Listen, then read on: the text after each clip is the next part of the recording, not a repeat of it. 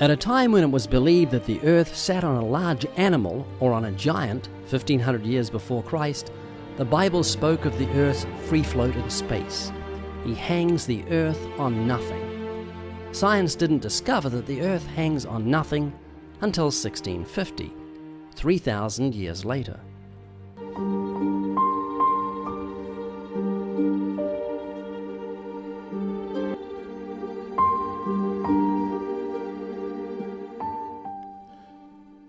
Encyclopedia Britannica documents that in 1845, a young doctor in Vienna named Dr. Agnes Semmelweis was horrified at the death rate of women who gave birth in hospitals.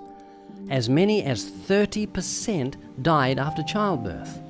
Semmelweis noted that doctors would examine the bodies of patients who died, then, without washing their hands, they would go straight to the next ward and examine expectant mothers.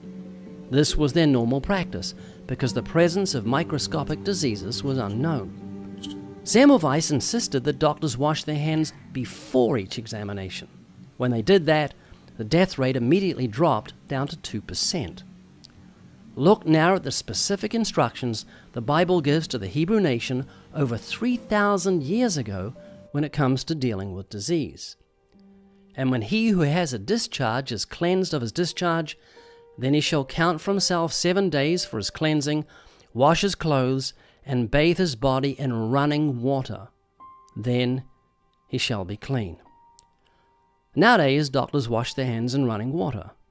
But it wasn't too long ago that they did so in a bowl of still water, leaving invisible germs on their hands.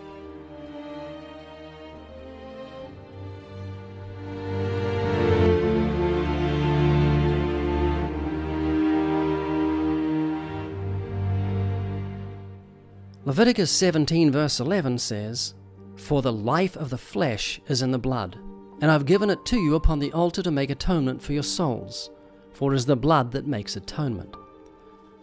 Most of us don't think too much about the fact that a doctor can find out the health of our flesh by taking a sample of our blood. But the test can evaluate the health of our kidneys, our liver, thyroid, and heart.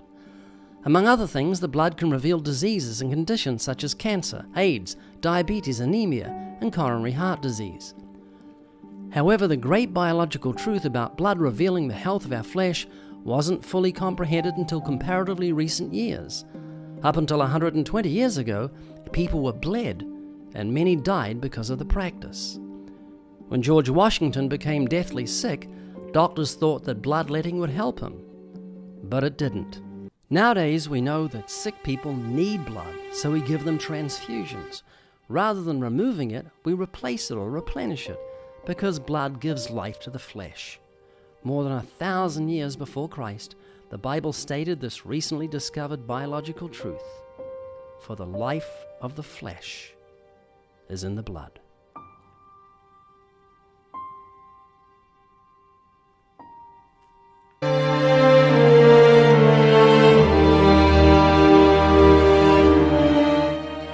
The scriptures tell us that the earth is round.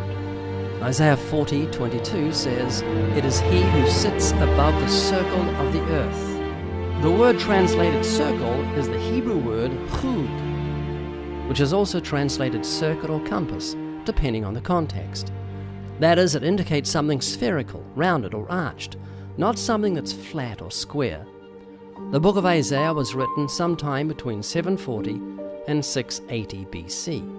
Aristotle, the Greek philosopher, theorized that the earth was round by watching the masts of ships sink down over the horizon, and from his studies of the moon during an eclipse. He noted that the shadow of the earth on the moon revealed that the earth was curved. He could have saved himself a lot of study if he had read the Bible, which stated that fact 300 years earlier.